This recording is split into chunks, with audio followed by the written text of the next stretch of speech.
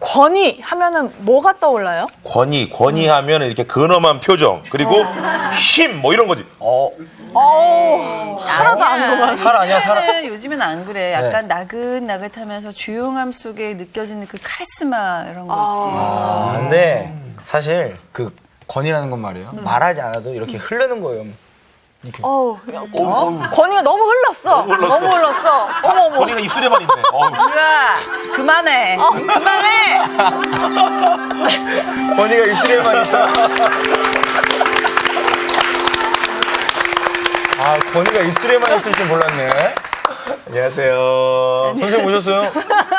너무 권위에 젖은 나무들. 칼은 살 때 어떤 기준으로 칼 같은 거 사세요? 잘 잘리는 거. 날카로운 거. 그러니까 칼의 권위는 잘 자르는 거에 있는 거네. 네. 어느 브랜드 다 소용없네. 그렇죠. 그거예요. 근데 요즘 또 장미칼이 또. 거기서 뭐 광고 들어왔나? 우리가 이제 지난 시간에 그 샌드위치 구조 이야기하면서 사실은 핵심은 무화과나무가 아니고 성전의 재기능이라고 하는 거죠. 그래서 예수님이 성전도 심판하셨다고 표현하지만 그때의 심판 역시도 뭐 정죄하고 저주하고 그런 의미라기보다는 본래의 기능으로 돌아왔으면 회복. 칼이 안 들었을 때 가는 것처럼 그래서 좀 회복을 기대하면서 그렇게 했는데 어쩌면 제자들이 이제 우리가 그 뒤에 부분을 못 봤어요 사실은. 그런데 베드로가 주님 뭐 다음에 와 보니까 정말 말랐습니다. 이 말은 AD 70년에 예루살렘 성전이 다시 한번 무너지잖아요. 로마 제국에 의해서. 아마 이 마가복음에 쓰여진 어간이 그 AD 6, 70년이라고 한다면 혹은 뭐 마태나 누가나 여기는 훨씬 뒤에 쓰여졌죠. 그러면 그래 예수님이 예루살렘 성전에 들어오셔서 이런 심판하셨지. 그게 이루어진 거구나 하고 회상하며 그 본문을 기록했을 수도 있습니다. 그래서 하여간 오늘은 여러분들이 서로 말씀 나누시는 것처럼 권위에 대한 이야기를 해보려고 하는데요. 지금 여러분들이 세속적인 권위의 모든 걸 보여줬어요. 한국 사람들은 또 이런 것 같아. 여자, 남자 모든 변수를 다 써봤는데 그래도 뭔가 판결이 안 난다. 그러면 너 몇 살이야? 민증까? 뭐 이러면서. 학생들도 똑같아요. 우리가 보기에는 이제 남학생들이 다 비슷하게 생겼는데 자기들끼리는 분명히 있어요. 뭐가? 군대 갔다 왔냐 안 왔냐. 똑같은 2학년이 아니다. 그래서 이제 최종 권위가 나이인 경우들도 많은 어떤 유교적 장유유서 문화에서 사는데 예수님에게 왜 권위가 궁금했을까 이 사람들이. 그 말은 무시할 수 없는 어떤 권위가 있는데 사실은 인정하고 싶지 않다는 얘기인 거죠. 너 몇 살이야? 이 말도 뭐예요? 다른 논리로는 제 말도 맞다니까요. 근데 내가 인정 안 하고 싶은 거예요. 뭐 하나 찾아내려고. 뭐 하나 찾아서 내가 짓누르고 싶은 거야. 인간은 이게 있어, 인간 안에. 우리가 요 죄성도 좀 들여다볼 필요가 있습니다. 오늘 수업 마가복음 39강 예수의 권위. 그래서 오늘 이야기는 마가복음 11장 27절에서 33절까지 정주은 학생부터 2절씩 읽겠습니다. 네. 그들이 다시 예루살렘에 들어가니라. 예수께서 성전에서 거니실 때에 대제사장들과 서기관들과 장로들이 나와 이르되 무슨 권위로 이런 일을 하느냐? 누가 이런 일 할 권위를 주었느냐? 예수께서 이르시되 나도 한 말을 너희에게 물으리니 대답하라. 그리하면 나도 무슨 권위로 이런 일을 하는지 이르리라. 요한의 세례가 하늘로부터냐 사람으로부터냐 내게 대답하라. 그들이 서로 의논하여 이르되 만일 하늘로부터라 하면 어찌하여 그를 믿지 아니하였느냐 할 것이니 그러면 사람으로부터라 할까 하였으나 모든 사람이 요한을 참 선지자로 여김으로 그들이 백성을 두려워하는지라. 이에 예수께 대답하여 이르되 우리가 알지 못하노라 하니 예수께서 이르시되 나도 무슨 권위로 이런 일을 하는지 너희에게 이르지 아니하리라 하시니라. 아멘. 언어학자들이 이런 이야기를 해요. 사람이 의사소통을 할 때 언어가 차지하는 비중은 30%밖에 안 된대요. 그럼 나머지는 다 뭐냐? 언어가 아닌 것이에요. 언어가 아닌 것이 뭔데? 표정, 얼굴. 제스처 막 이런. 제스처. 저는 그래서 참 은혜가 있어요. 입술에? 제 얼굴에. 얼굴로 모든 걸 다 표현할 수 있는 표정으로 이렇게 표정. 막 이야기하는. 주로 입술. 진지하잖아. 할 말이 없네요. 또 예루살렘 성전에 들어가셔서 예수님이 하신 퍼포먼스. 그거가 어떤 언어보다 강력한 메시지가 있어요. 돈 바꾸는 사람들 들러없고. 네. 그 다음에 뭐 동물들 막 널브러져 있고 이런 것들 채찍, 노끈으로 채찍 만들어서 막 치우고. 이런 아주 강렬한 퍼포먼스 속에 예수님이 담고 싶었던 내용은 본래대로, 본래의 자리로 돌아가자. 예루살렘 성전이라고 하는 것은 만민이 기도하는 집이다. 이런 내용이었는데, 제가 그 지난주에 강의하면서 난 진짜 욕심이 많구나 이 생각을 했어요. 그놈의 샌드위치 구조라는 것 때문에 본문을 너무 길게 잡는 바람에 왜냐면 또 앞에 자르고 성전 정화 자르고 뒤에 자르면 또 완전히 서로 다 다른 이야기가 돼버려요. 네. 그러면 정말 성경을 무화과나무 이야기 따로 네. 뭐 성전 이야기 따로 이렇게 할 수밖에 없어서 네. 크게 잡았는데 한 입에 다 안 들어가는 거예요. 이게 너무 큰 빵이라. 빅 샌드위치. 그래서 다시 우리가 지난주에 좀 못 본 거를 봐야 되는데, 자, 20절에요. 그들이 아침에 지나가는데, 이제 날이 저물어서 성 밖으로 다시 나갔잖아요. 아마도 배 단위로 추측되는. 그래서 세 번째 날에, 무화과나무가 뿌리째 마른 거를 보고 베드로가 생각이 나서, 랍비여 이렇게 불러요. 우리 늘 이제 지적하는 거지만 예수님 부를 때 주님 이렇게 부르는 사람들이 있고 주로 이방인들이 그렇게 했다 그랬잖아요. 랍비여 이거는 여전히 당신은 여러 랍비 중에 하나. 그래서 주님이라고 고백을 해야 할 제자 그리스도 메시아 이 시점에서도 베드로가 여전히 스승님을 랍비라고 메시아이신 분을 좀 격하시키는 그러면서 저주하신 무화과나무가 말랐나이다 이랬어요. 이제 저주는 안 좋다. 네. 주님께서 심판하신 예루살렘 성전이 그대로 된 것 같습니다. 이제 예를 들면 그렇게 했다 치고 그랬더니 22절에 요것도 번역이 좀 이상한 거예요. 그들에게 대답하여 이르시되 대답했다는 말은 뭔가를 물어야 대답하는 거예요. 네네.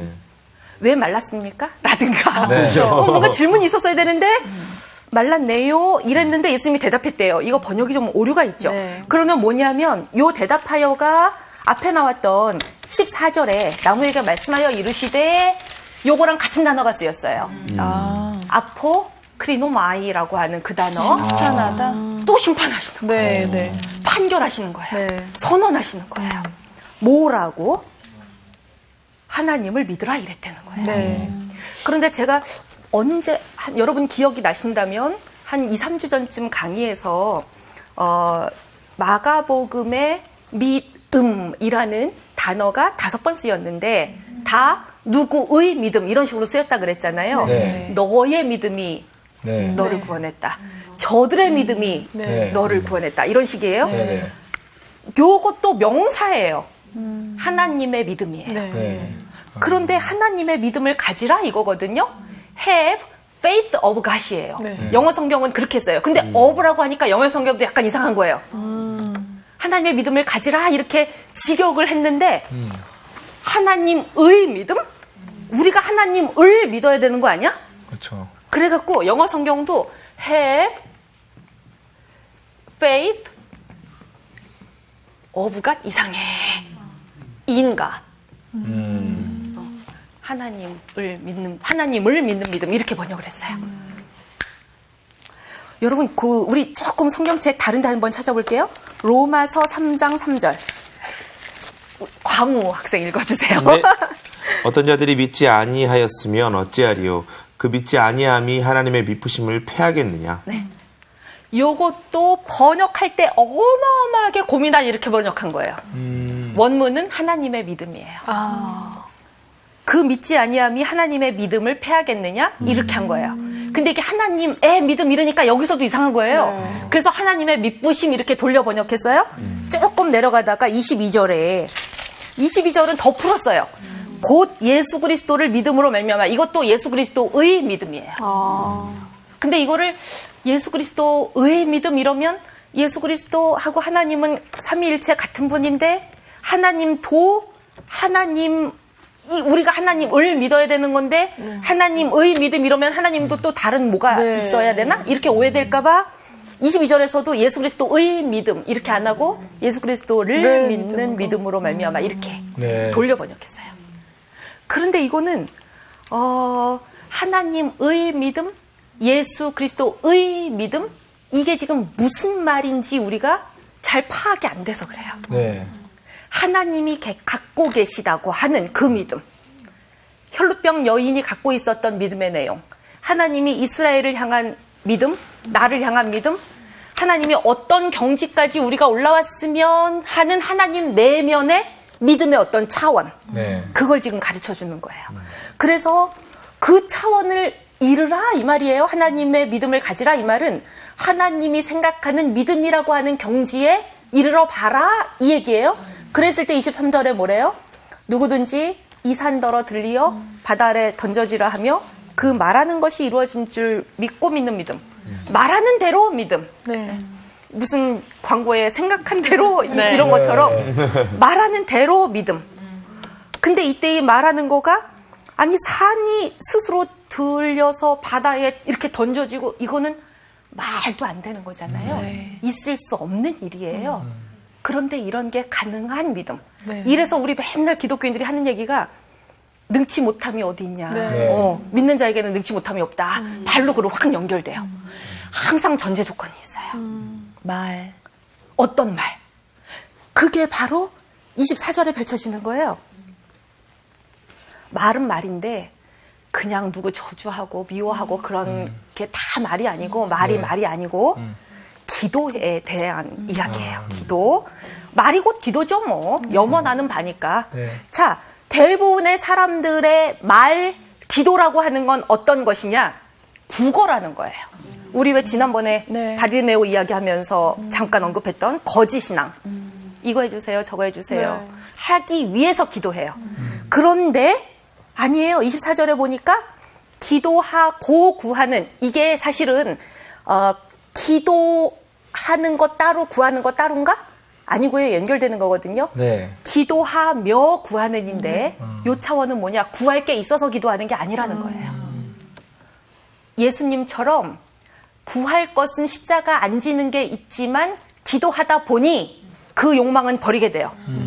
기도하는 과정에서 나의 뜻은 아시는데 이게 당신의 뜻이 아니라면 내 거는 치우겠습니다 하는 게 기도하며 구하는 거예요. 다시 말하면 기도가 정말 산을 들리어 바다에 던져지는 그런 믿음의 기도가 되려면 왜냐면 인간은 자기는 속이지 않잖아요. 내가 뭐 바라는지는 알잖아. 내가 뭐 바라는지는 솔직하게 알잖아. 말로는 대표 기도할 때 뭐 은혜롭게 막 포장하면서 알지만 솔직한 욕망은 있다고요? 요건 안다고. 요 내 뜻은 알아요. 그러면 기도라는 건 뭐냐? 내 뜻의 바꿈, 뜻의 전환이 일어나는 게 기도여야 돼요. 내 뜻은 아니까. 그런데 요게 당신 뜻이 아니면 내가 포기하는 거지. 그게 기도예요. 기도는 메타노이야. 가던 길에 아 이게 틀린 것 같네? 기차 잘못 탔네? 얼른 바꿔 타야 경부선이겠네? 전라선이겠네? 내가 원하던 방향이겠네? 바꾸는 거예요. 메타노이아란 말은 뜻을 바꾸는 거예요. 그래서 이제 저는 그런 생각이 들더라고요. 제가 읽은 책 중에 중국의 유명한 저널리스트인데 탄저잉이라고 하는 여류 저널리스트가 있었어요. 제가 언제 한번 예화를 들었던 것 같아요. 제가 원래 예화 잘 안 듣는데 예화를 잘 안 듣는데 왜냐면 예화라는 게 또 딱 떨어지는 게 아닌 경우들이 많아서 예화를 잘 안 듣는데 제가 참 은혜를 받은 것 중에 중국의 한 아이가 언창미로 태어나서 이제 뭐 흉측하죠. 이 윗입술 다 없고 말도 새어나오고 게다가 귀머거리 한쪽 귀가 잘 안 들리고. 그러니까 얘는 엄마가 어릴 때부터 맨날 손님이 오면 방에 가두고 없는 아이처럼 그렇게 그러니까 나는 이 세상에 잘못 태어났고 나는 할 수 있는 게 아무것도 없고 늘 저주받은 그런 거 그런데 나이가 되니까 이제 초등학교를 들어갔는데 안 그래도 애들이 다 부모가 했던 것처럼 얘도 왕따. 그런데 선생님이 하루는 시험을 보는데 하필이면 하나이 앞에 나와서 귀에다가 선생님의 말을 불어넣어주는 그런 거예요. 선생님의 말을. 그래서 이제 예를 들면은 뭐 주은 학생이 이렇게 나와서 제가 주은 학생한테 하늘은 파랗다. 요 얘기를 살짝 해주면 주은 학생이 딱 돌아서서 하늘은 파랗다. 전달하는 말 전달하기 게임. 이런 거예요.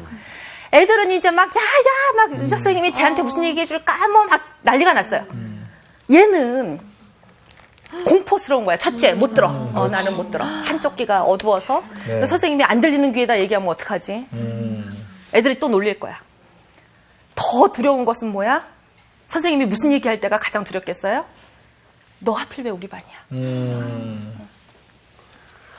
얘는 막 공포스러워 죽겠는 거예요. 예순서가 됐어요. 그런데 애들은 발 굴르고 벌써부터 난리가 났어요. 선생님 분명히 쟤한테 이런저런 얘기할 거야. 쟤는 못 듣는 바보야. 뭐 난리가 났잖아요. 얘가 앞에 나갔는데 선생님이 진짜 조그맣게 얘기를 해준 거예요. 근데 얘가 한참을 가만히 서 있어요. 울면서. 그래갖고는 애들이 다 뒤에서는 뭐 벌써 뭐 책상 두드리고 뭐 난리가 난 거죠. 근데 얘가 정말 눈물 잔뜩 흘린 눈으로 뒤돌아섰는데 조용하게 얘기하는 거예요. 선생님이 얘한테 해준 말을. 네가 내 딸이었으면 좋겠어. 아니 세상 너무 감동스러워. 탄저인이라고 하는 중국의 저널리스트가 세상에서 가장 소중한 49가지라고 하는 그 이제 중국에서 있었던 실제 이야기들을 자기가 취재하다가 기사했던 것들을 정리한 책인데 얘 평생 처음 들었던 말. 네가 내 딸이었으면 좋겠어. 이 한마디가 얘 인생을 어떻게 바꿨을지 우리 능히 짐작이 되잖아요. 이게 바로 산이 들리어 바다에 던져지는 사건이에요. 현실에선 있을 수 없었으리라고 기대됐던 일들이 가끔씩 우리 삶에서 일어나요. 그게 기적이에요. 딴 게 기적이 아니고. 맞아요. 그리고 그 선생님은 항상 그런 생각으로 사는 분이었나 보지. 아이들을 다 놀리고 막 이럴 때 선생님은 이 아이에게 힘을 주는 한마디 말. 그래서 인생을 세우고 얘 운명을 좀 개척하고 그렇게 항상 선생님의 눈은 약한 자한테 늘 머물렀나 보죠. 제가 이 이야기를 너무나 아주 은혜 깊게 늘 새기고 있는데 여러분 말하는 대로 이루어진다는 게 바로 이 믿음인 거예요. 아멘. 말로 창조한다는 거 우리도 할 수 있어요. 하나님만 할 수 있는 거 아니에요. 로고스가 태초에 있었고 그 로고스가 창조했다. 창세기 1장 1절이 말하는 그것, 요한복음 1장 1절이 말하는 그것, 하나님과 예수님만 하는 거 아니에요. 우리도 할 수 있다고.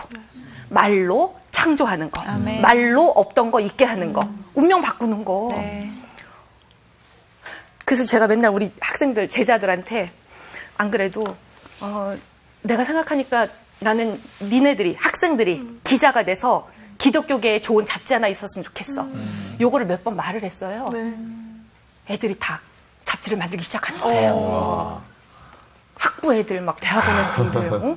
아니, 니들이 석사, 박사 과정에 있고 학부 학생이고 그래도 니들이 보는 세상을 바라보는 관점 어느 타이틀 가진 사람들보다 더 잘 쓸 수 있어. 제가 몇 번 뻥을 쳤더니 아이들이 정말 기자라도 됐냐? 글을 너무 잘 써내고 그래서 제가 그것들을 다 묶어서 잡지로 만들기로 했어요. 제가 이걸 보면서 야, 말이 정말 창조하는 거예요. 네. 맞아요. 여러분도 그리고 제가 말이 막히셨네요. 가슴이 메이셔서. 그래갖고 아니 정말 이 숨이라고 하는 게 우리는 맨날 이놈의 목숨밖에 모르잖아요. 이놈의 목숨이 뭔데 이거 연명하느라고 구하잖아요. 네. 그거 하지 말라는 거예요. 예수님이 말하는 하나님 차원의 믿음, 예수님 차원의 믿음은 요 목숨을 이거 하지 말고 말로 숨을 좀 쉬어보래. 말숨. 예수님의 말씀이 내 안에 들어와서 내가 어떻게 달리 살게 됐는지. 요게 잘 쉬어지면 이 얼도 마침내 숨을 쉬는데 이 얼숨이 쉬어지면 영원한 생명에 이른대. 바로 이게 기독교 진리예요. 그래서 이게 좀 말씀이 내 안에 들어와서 오늘 매 순간 나의 호흡이 되기를. 이제 이렇게 내가 해놓고 너무 이쁜 말인 것 같아. 내가 해놓고 그렇게로 이렇게 살면은 참 좋겠는데, 그죠? 네. 그래서 예수님이 말씀하시는 바로 내가 왜 예루살렘 성전을 심판했는지 알아? 경건이라고 하는 게 모양만 근사하지 아무 능력도 없다면 그건 경건도 아니야. 자, 그럼 제대로 된 믿음이라는 걸 가르쳐 줄게 했던 게 바로 이 부분. 그러고 나서 오늘 펼쳐지는 게 아니 저는 26절 그래서 이거 재밌는 거예요. 없음 이렇게 나온 거 여러분이 메꿔 보시라 이거예요. 26절. 왜냐하면 예수님이 이렇게까지 다 가르쳐 주신 다음에 없음 이래요. 너무 그냥 얄미운 여자같이 기껏 사랑을 다 해놓고 싹 돌아서 가는 것처럼 그러고는 장면이 바뀌어서 그들이 다시 예루살렘에 들어가니라 이래요. 그래서 저는 26절에 뭐 있었을까 싶은데 어떤 사본에는 하고 또 친절하게도 각주가 있잖아요. 네. 그래서 25절에 기도라고 하는 게 너희는 서서 기도할 때 이제 이 서서 기도한다는 말이 그 사람들의 습관이 서서 내거리에서 이렇게 기도하고 그러니까 서서 기도하는 건데 우리는 앉아서 하든 서서 하든 그게 중요한 게 아니고 하나님의 게 연락되는 기도라고 하는 건 용서부터 하고 해라 이 말은 삶이 곧 기도다 이 얘기인 거죠. 마음으로는 너무 저 사람도 죄인 저 사람도 죄인 나만 의로와 이러고 있으면서 아주 그럴듯하게 기도하는 거 이건 아직 하나님의 믿음이 아니에요. 기도라고 하는 건 네가 산 그대로 열매 맺는 게 기도예요. 어제까지 공부 열심히 한 애는 오늘 성적 좋은 게 기도라 이거예요. 어제까지 공부 하나도 안 하고 팥을 심어놓고 콩나기를 그래놓고 하나님 제발 기적을 보여주세요. 그런 기적은 없어요. 그래서 하여간 26절이라 함은 뭐 어떤 사본에는 만일 용서하지 않으면 하나님도 너희의 허물을 사하지 않는다 요 구절이 있던 사본도 있고 그런데 다른 사본에는 또 딴 것도 있고 그래서 안 썼다 이 말인 거예요. 그래서 하여간 그게 뭐가 됐든지 간에 뭐 이렇게 가르치시고 뭐 다시 또 저기 베다니로 물러가셨다가 또 다시 예루살렘으로 들어오셨을 수도 있고 어떤 거든지 상관없어요. 자 27절 예루살렘에 들어오셨는데 성전을 거니시는데 이게 이제 오늘 이게 핵심인 거예요. 대제사장들, 서기관들, 이때 이 장로라는 건 산헤드린이라고 하는 최고의회 기관에 소속된 원로들이죠. 이 사람들이 예수님한테 촉 나온 거예요. 그러더니 앞서 여러분들이 제가 강의실 들어오기 전에 서로 논의했던 것처럼 무슨 권위로 네가 이따위 일을 하냐 이거예요. 누가 이런 일 할 권위를 주었느냐 이거예요. 그럼 이 사람들이 생각하는 권위는 누가 했어야 마땅한 권위인 거예요? 권위라는 건 뭐예요 도대체? 권위라고 하는 게. 힘. 힘. 네. 힘. 무슨 힘? 뭐에 대한 힘? 스펙. 뭐 스펙. 다스릴 수 있게 네. 뭐 주어진 힘 아닌가요? 네. 힘 맞아요. 힘. 누가 너한테 그런 힘 줬냐 이건데 권세라고 번역되기도 해요. 그래서 그렇죠. 누가 너에게 그런 권세를 주었냐 이래요. 성경에서 힘이라는 단어가 쓰이는 게 두 종류가 있어요. 두나미스라고 하는 헬라어 힘이 쓰일 때가 있고 예를 들면 어떨 때 예수님이 저 여자가 내 옷자락을 만졌는데 힘이 빠져나갔네? 이랬을 때는 두나미스라는 힘이 쓰였어요. 그런데 이거는 뭐냐면 영어로는 다이나믹 파워 이런 식이에요. 다이나믹 에너지 이런 거예요. 역동적인 관계 안에서 흐르는 힘. 그런데 엑소시아라고 하는 힘은 바로 오늘 본문에 쓰인 권위라고 번역된 이 힘이에요.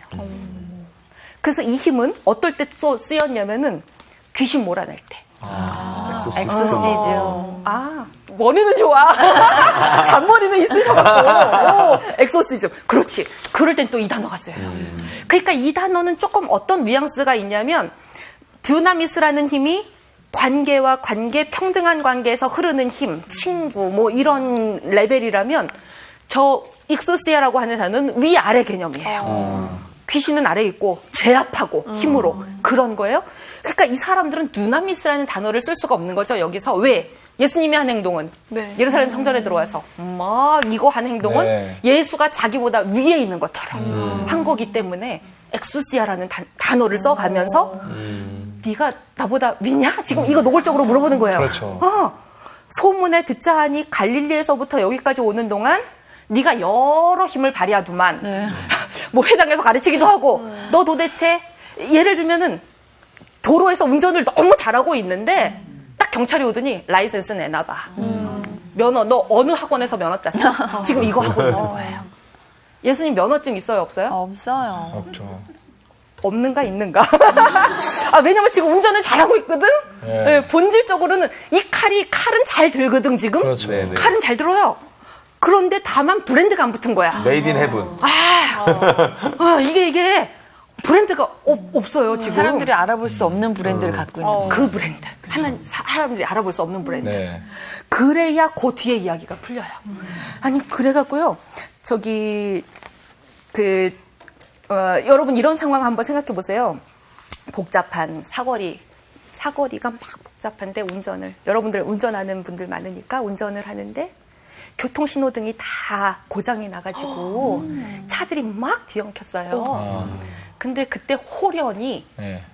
웬 청년 하나가 배기 바지 입고 우리 정교학생처럼 막 배기 혹은 뭐 우리 단장님처럼 막 이렇게 힙합하는 그런 사람처럼 나타나갖고 갑자기 지가 막 이거 하고 있는 거야. 호루라기 불고 사람들 아까 막 경찰한테 전화했었을 때도 아무 경찰도 없었거든요.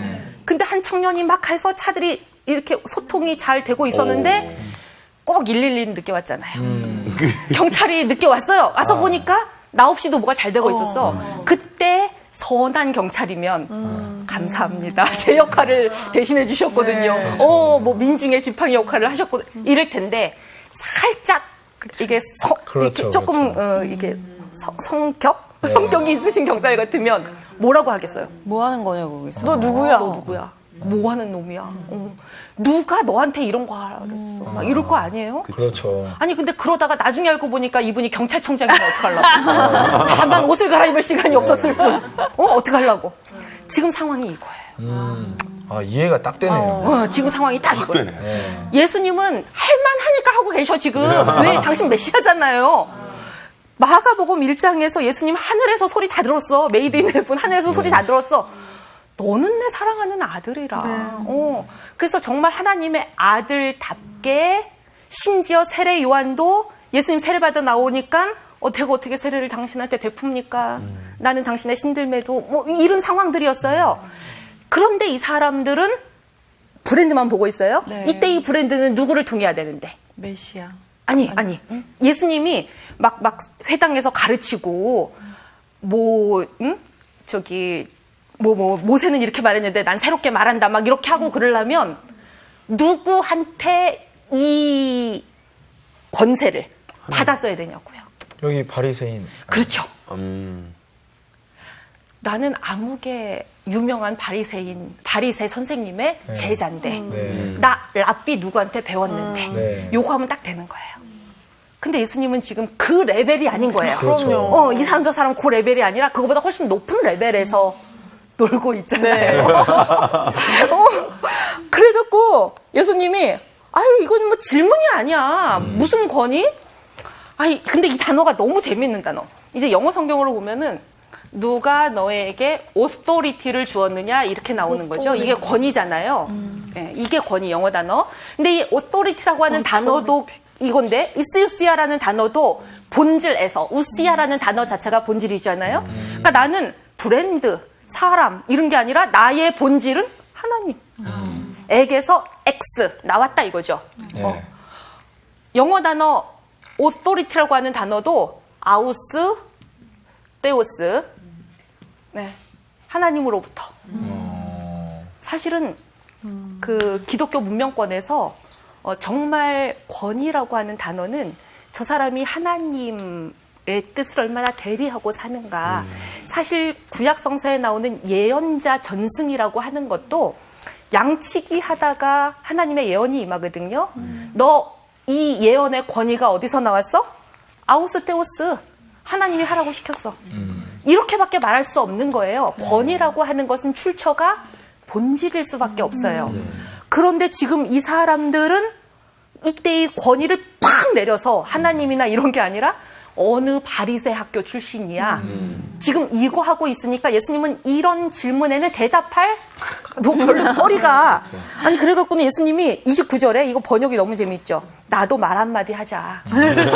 나도 한 말을 너희에게 물으리니 이게 나도 좀 말 좀 하자고 말을 하는데 대답해봐라. 아, 그러면 나도 무슨 권위로 이런 일을 하는지 말해줄게. 그리고 30절에 얘기하는 게 요한의 세례가. 하늘로부터냐 사람으로부터냐 나한테 대답해봐라 이거예요. 예수님이 왜 요한을 들먹여요? 우리 요한이 그 마가복음 벌써 앞부분에서 요한이 지금 헤롯 안티파스한테 그 딸 살로메 이렇게 소반에 목 이거 사건도 다 있었잖아요. 네. 그래서 막 민중들의 소용가 막 일어나고 사람들은 길 잃은 목자 잃은 양처럼 흩어지고 세례 요한은 굉장히 유명하고 중요한 예언자였어요. 그런데 이 대답에 그들이 제대로 대답한다면 왜 요한의 세례가 뭐였죠? 요한이 지금 뭐 가르쳐 준 거죠? 사람들한테? 회개하라. 네. 하나님 나라 가까이 왔다. 그 말 틀린 거 아니고 사람들을 이렇게 물속에 요단강에 빠뜨렸다가 나오게 하는 침례를 베풀었어요. 세례라고 하는 게 이들의 일상에서는 여성들이 월경 끝났을 때 목욕하는 거, 예루살렘 성전에 들어가기 전에 미크바 혹은 미크베라고 하는 침례소에서 몸 닦는 거, 이들은 이런 게 다 일상화되어 있기 때문에 요한이 없던 일을 새롭게 벌인 게 아니라 기존의 일상생활 속에 들어있던 세례의 의미에 더 많은 걸 담았을 뿐이에요. 하나님 나라를 위해 스스로를 정화할 필요성 이런 것들을. 그러면 요한의 세례가 하늘로부터냐 사람으로부터냐?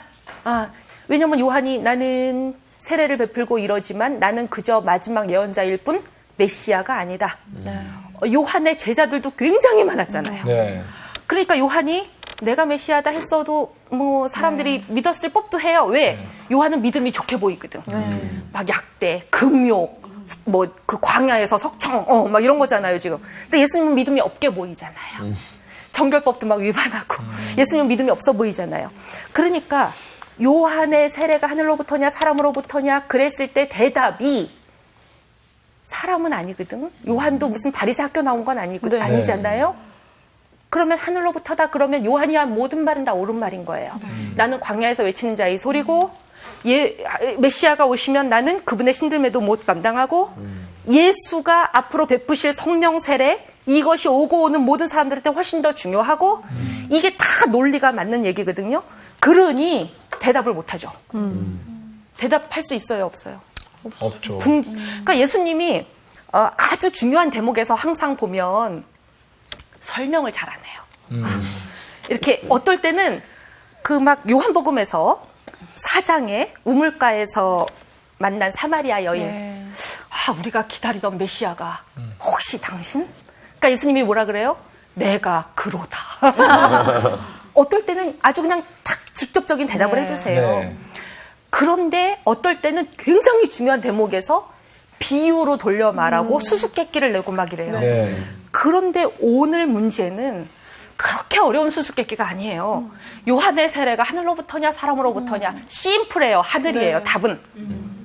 그런데 그렇게 대답할 수 없는 저들의 속내가 있는 거죠. 그렇게 대답하면 어떻게 돼요? 예수님을 인정해야 돼요. 메시아라는 걸. 그러면 사람으로부터다 이렇게 대답하면 어떻게 돼요? 민중들이 그들을 뭐라고 할 거예요. 왜? 세례 요한의 인기는 게다가 이분은 권력에 의해서 사형당한 그렇죠. 그런 인물이기 때문에 이미 신비화되어 있거든요. 그러니까 사람으로부터라고 함부로 말할 수 없어. 그래서 나온 대답이 뭐라고요? 하늘로부터라면 어찌하여 그를 믿지 아니하느냐. 이거는 지금 이 성서 저자가 속마음을 얘기해 주는 거예요. 네. 저들의 속마음을 풀어주는 거고요. 네. 31절에 그들이 서로 의논하여 이르되 이거는 지금 자기들끼리 하는 얘기인 거야. 하늘로부터라 그러면 안 되겠지. 사람으로부터라 그러면 백성들이 들고 일어나겠지. 그래서 이들이 한 말은 뭐라는 거예요? 우리는 알지 모른다. 못한다. 다 몰라 이렇게 되는 거예요. 이렇게 성서 저자가 제가 늘 말씀드리지만 어떨 때는 지나치게 친절해. 자기들끼리 나눈 이야기 속마음 다 써줘. 네. 근데 어떨 때는 너무 궁금한 대목에서 혈로병 여인의 이름, 수로보니게 여인의 이름 이런 것도 막 안 써줘. 하여간 우리가 알지 못한다. 여기에 저들이 심판받아야 할 모든 이유가 다 들어있는 거예요. 그들은 누구를 두려워해요? 누구를 두려워해요? 여러분, 예루살렘 성전에서 율법에 기대어 종교에 기대어 밥벌이를 하는 사람들은 누구를 두려워해야 돼요? 하나님을 두려워해야죠. 네. 그런데 32절에 그들은 누굴 두려워한대요? 백성을 두려워해요. 이러니까 뭐가 되겠어요? 네, 이러니까 아무것도 안 돼요. 그러니까 종교 지도자가 이번 달 들어올 월급 챙기고 교인 수 줄고 이런 거 챙기고 이러면 안 된다 이거예요 지금. 그거 하면 안 되고 그들은 하나님 두려워하는 것으로 비록 가난하고 궁핍해도 죽을 때까지 가야 거기서 진리의 카리스마가 나온다고. 브랜드랑 상관없이 어느 교단 출신이냐가 안 중요한. 브랜드랑 상관없이 그 말에 숨이 깃들 수 있다고요. 그래서 예수님이 33절에 나도 그러면 무슨 권위로 이런 일 하는지 말 안 해준다 이거예요. 니들이 말해봤자 인정 어차피 안 할 거. 예수님이 딱 완전히 심판하시는 내용이죠. 자, 오늘 이제 제가 요 그림 한 장을 좀 보여드리고 싶습니다. 요거는 저번에 봤던 거랑 빈센트 반 고흐 그림하고 비슷하잖아요. 스테어리 나잇. 상표가 있는 것 같기도 하고. 그렇죠. 요거는 론 잉글리시라고 하는 미국의 팝 아트 계열의 화가예요. 팝 아트라고 하는 건 팝송이라고 하는 게 대중가요듯이 팝 아트라고 하는 건 파퓰러, 너무나 고급한 아트를 파퓰러하게 내린다는 거예요. 그래서 팝 아트 계열 사람들이 많이 쓰는 기법이 애니메이션, 만화같이 막 그려요. 이분은 고흐를 너무 좋아하는 거예요. 그래서 빈센트 반 고흐의 작품을 패러디해서 자기가 비슷하게 하나 그려낸 게 론 잉글리시라고 하는 분이 2008년에 그린 별이 빛나는 밤인데 이분이 너무 재미있게 제목을 붙인 게 요게 맥이에요. 그래서 이 그림의 제목은 맥 스테어리 나잇이에요. 이 말은 뭐냐? 고흐 그림을 잘 들여다봤더니 교회만 불이 꺼졌거든요. 근데 이분이 21세기에 2008년 21세기의 미국 교회를 보니까 교회의 불이 가장 휘황찬란해요. 그런데 그 교회가 전하는 복음은 십자가의 복음이 아니고 맥도날드. 맥도날드가 뭔데? 패스트푸드. 패스트푸드. 몸엔 나빠. 먹다 보면 몸에는 나쁜데 자꾸 인이 배겨서 그걸 찾게 돼. 싸고. 아니, 맥도날드에 들어가는 만큼의 스테이크를 먹으려고 해봐요. 동그라미 하나가 더 붙잖아요. 근데 맥도날드는 막 $3 이런 거면 다 해결되잖아요. 그 소고기로 만들었다면서. 근데 그걸 먹으려니 환경 파괴 다 되는 거 아닙니까? 소고기를 싸구려 패치로 이렇게 패트로 만들려니까 소가 빨리 자라야 되니까 항생제 막 맞춰요. 성장 호르몬 맞춰요. 그래서 그 소에서 나오는 젖을 먹으면, 우유를 먹으면 미국 애들이 빨리 월경이 되고 빨리 노화가 되고 뭐 이런 거예요 지금. 광우병 파동도 일어나고 다 그런 거예요. 빨리 키우려니까 초식동물인 소한테 고기를 막 먹인 거잖아요. 그러니까 이 햄버거라고 하는 것에 사실은 그 패스트푸드의 종말 이런 책에 보면 다 나와요. 근데 이제 그런 거. 근데 미국이 자꾸 미국을 또 주작해서 그렇게 놨네. 전 세계 복음이 다 똑같은 거예요. 이 사람이 보기에. 어떻게 똑같은데? 햄버거라고 하는 게 우리나라에서 먹든 미국에서 먹든 호주에서 먹든 뭐 러시아에 가서 먹든 맛이 다 똑같잖아요. 복음이 어떻게 된 게 중간 과정에서 가공이 잘못돼서 예수님의 십자가 고난은 싹 빠지고 사람들 입맛에 맞는 것으로 다 지구가 평정이 된 거예요. 그래서 이분은 나무니 뭐 구성 요소는 다 똑같아요.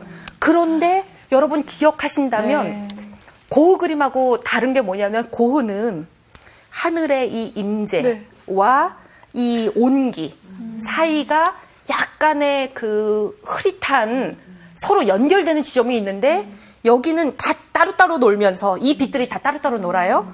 그리고 세상은 막 고통스러우니까 교회 오면은 막 이런 것도 하고 저런 것도 하고 재밌게만 해주고 세상이 어떻게 불의하고 지금 이 세상에서 기독교인들이 어떻게 살아야 되고 이런 얘기는 교회가 불편하니까 그런 거 먹으면 씹다 보면은 귀찮거든요.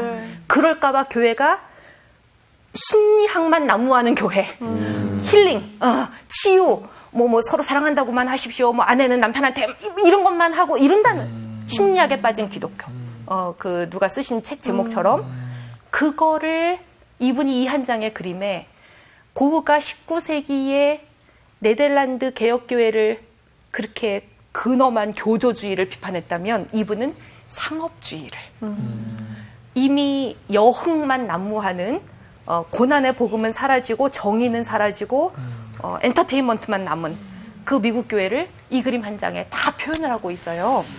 그렇다고 하면 우리가 오늘날 이 세상에 기독교인들의 말의 권위, 기독교인이 이것이 참이다라고 말할 때 기독교인이 정치에 등장하고 기독교인이 국회에 나가고 그럴 때 온 세상 사람들이 저분의 약속은 공수표가 되지 않을 거야. 이 말의 권위가 있다면 한국 기독교는 아주 이 사회를 리드하는 좋은 종교인 거죠. 그런데 기독교인이 입만 열면 또 사기치는 거야. 또 저 사람은 절대 그 자리에 가면 안 돼.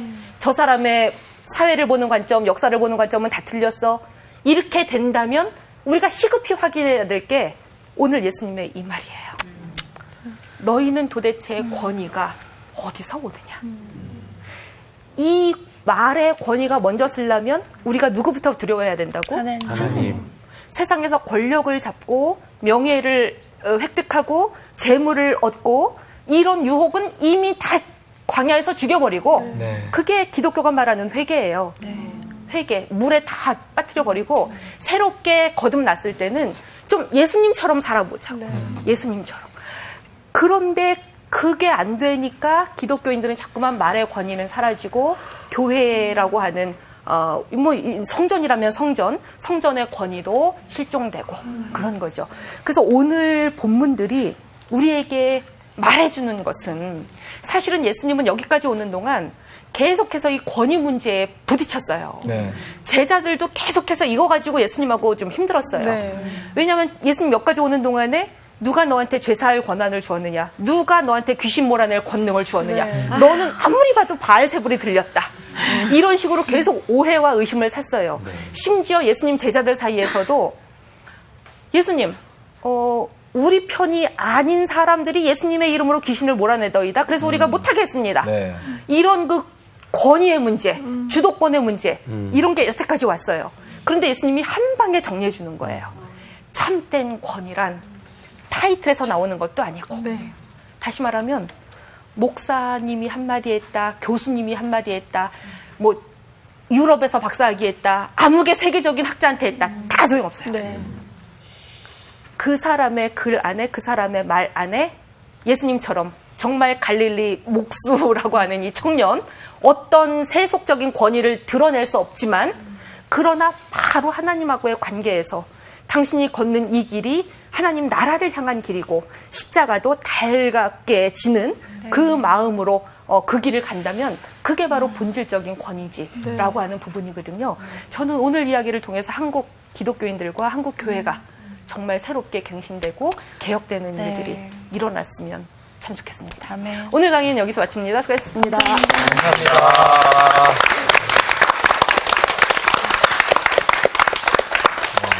그 그림이 진짜 충격이네요. 저는 뱀이 있어가지고 혹시 그건가 해서 말씀드린 건데. 그러니까 나도. 그 교회 십자가가 아니고 그거라서 나도 깜짝 놀랐는데 그게 지금의 현실. 근데 진짜 딱 지금의 어떤 그런 이야기들. 그러니까 저게 좀 약간 왜 그러지라고 해야 되는데 너무 와닿으니까 그러니까. 그게 너무 슬픈 현실인 거야. 맨 처음에는 너무 그림이 웃겨가지고 그냥 이렇게 봤는데 마음이 씁쓸하네요. 이번 주 퀴즈입니다. 무화과 나무가 뿌리채 마른 것을 보고 이것에 대해 예수님께 물어본 제자는 누구였나요? 1번 요한, 2번 야고보, 3번 베드로. 정답을 아시는 분은 CBS 성서학당 홈페이지에 정답을 올려주시거나 우편으로 보내주시면 됩니다.